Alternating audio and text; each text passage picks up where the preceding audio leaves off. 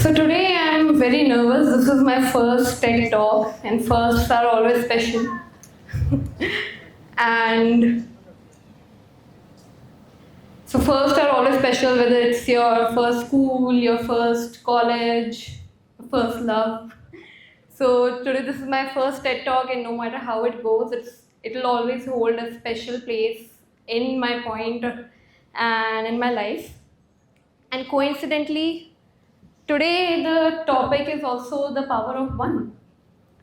And I'm going to talk about something which is that every great journey begins with a single step. Every one second. Can it? How does it display here? It's not. Okay.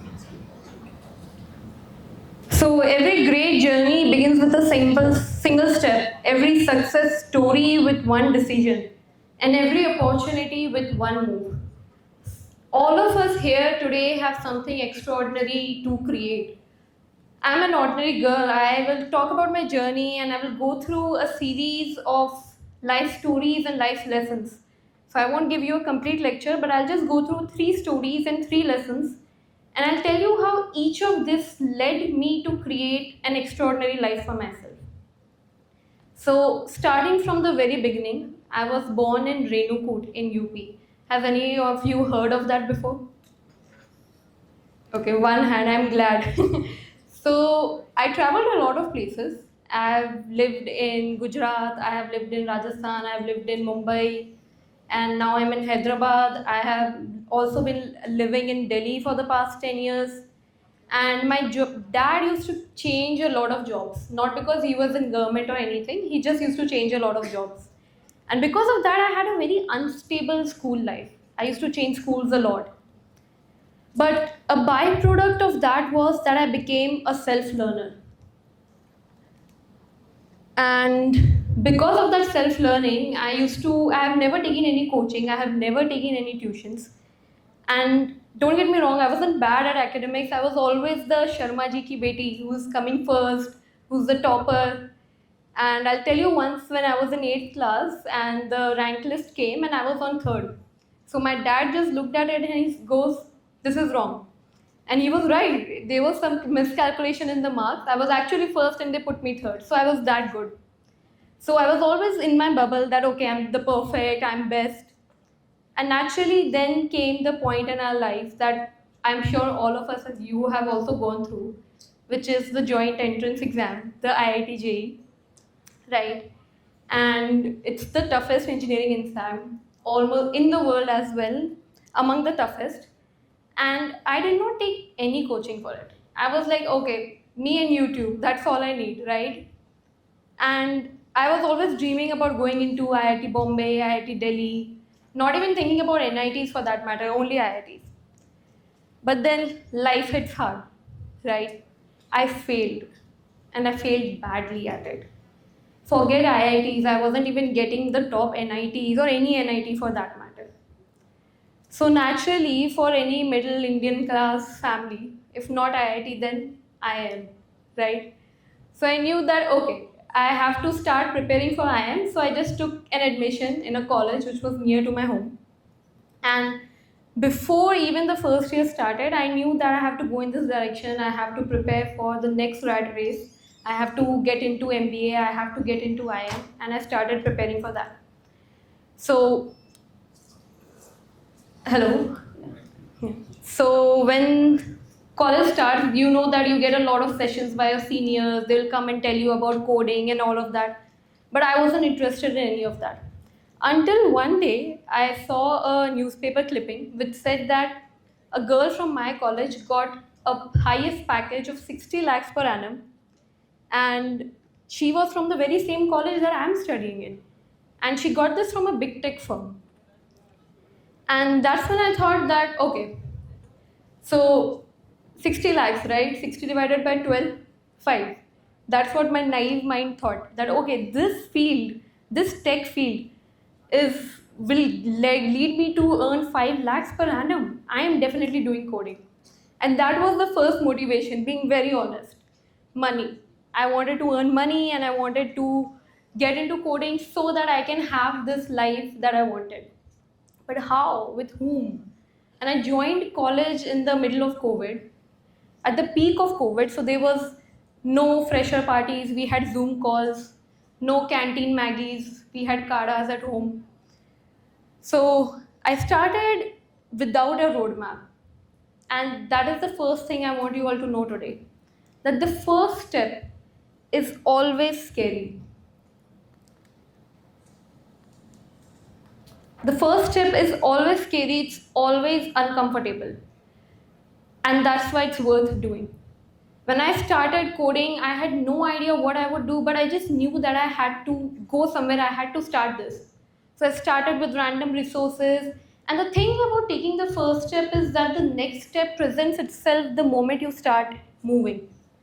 So I started with that first question, I started with that first coding language, and that led me to teaching industry professionals and earning money from it, while my peers were still Googling which is the best coding language to learn.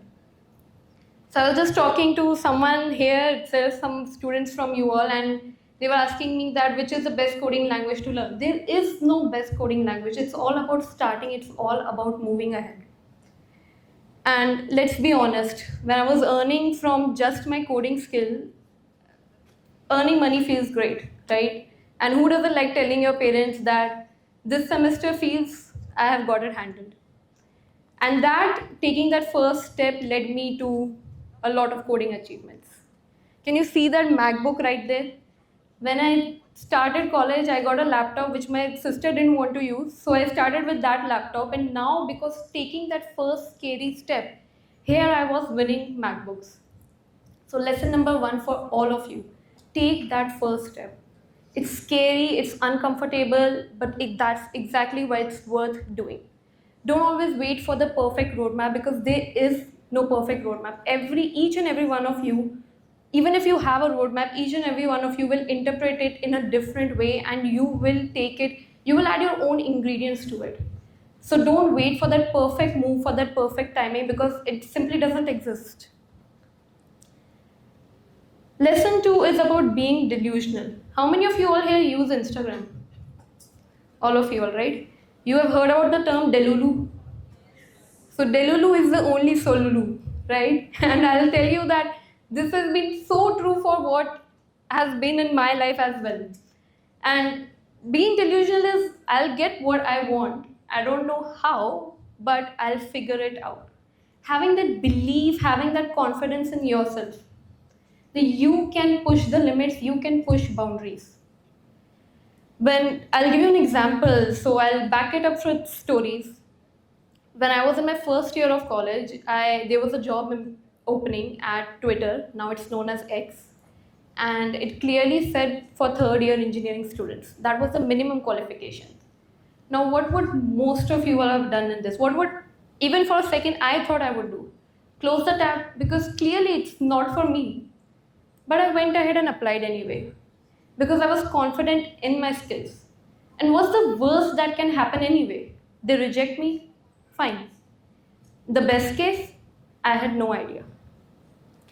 And taking that step, being completely delusional, not caring about what the qualifications said, I went ahead and applied, and that led me to being the only second year engineering intern from Twitter in India, and even till now, I have been the only one to do that. So lesson 2, be completely delusional.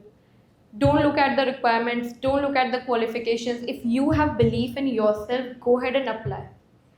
If you are your own, you have to be your own supporter, you have to be your own cheerleader. No one is, even your best friend won't come and tell you to take that step. You have to be in your corner, because there are a lot of naysayers, there are a lot of people who won't believe in your skills, but you have to believe in your skills. But you have to deserve that, you have to work for it, and once you know that, there are speakers who talked about manifestation as well. Manifestation only works when you also deep down know that you deserve it.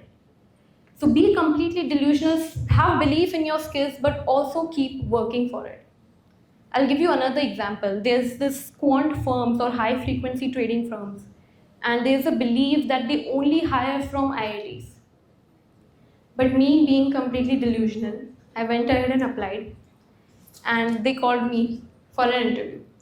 Turns out your skills matter more than your brand value. So if someone has ever told you that if you're not from IIT, you cannot get there, please don't believe them. Please don't. Because I had this insecurity that I had to get that IIT IM tag to get where I want to.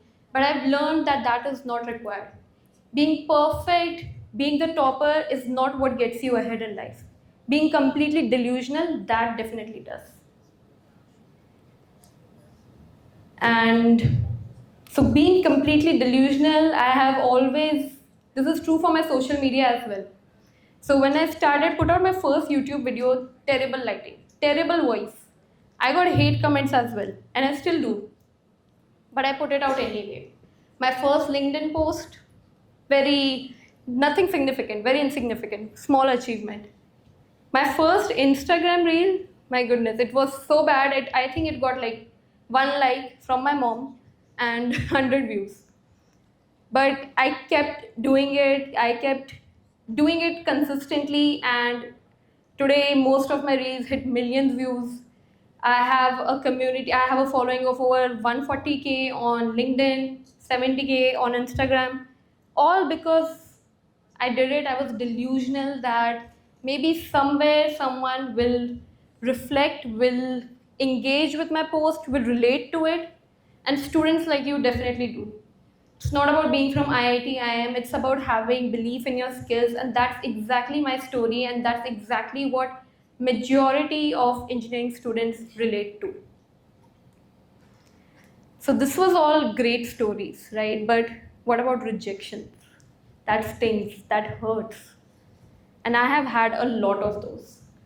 So remember that 60 lakhs per annum package that I told you. It was from this big tech company known as Google. Has any of you heard of it? So it was from that company, and I was obsessed about getting into it. It's not that there are better companies out there, there are bigger tech giants, but this was my goal, this was my target, and I wanted to get into it. And being completely delusional, I applied. I got rejected, straight rejection. I applied again. I got rejected again. I applied again, and this time I got in, right? No. I got rejected yet again. And at this point, my mom was like, there are better companies out there, go ahead and apply. But it wasn't about getting into this big tech company, it was about choosing my target. This was my goal. This was something that I started with. And this was something that I wanted to get to. People will tell you rejections are redirections. I will tell you that rejections are just a blip, it's just a point in your journey. It will help you learn, but you don't always have to redirect. Your goal, your target is your goal, and just because there are rejections along the way does not mean that you should not keep applying to it.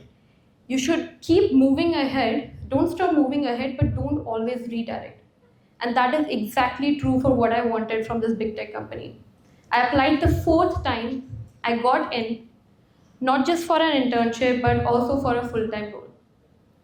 And now my story has been published by Google across the social media platforms, and I'm finally working at my dream company doing my dream role. So to summarize, I want to tell you something that looking back, if I look at my whole life journey, I see that I'm a very ordinary person. I started off with being the Sharma ji ki beti who's the perfect, who's the best. But I've learned that it's not about being the topper, it's not about being number one.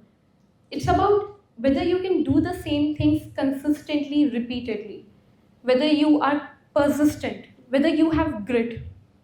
And that's way more important than being smart and intelligent. Being completely adamant, being stubborn is what is going to get you to your target, not being the topper, not being intelligent. Running a mile has more in common with a marathon than sitting on a couch.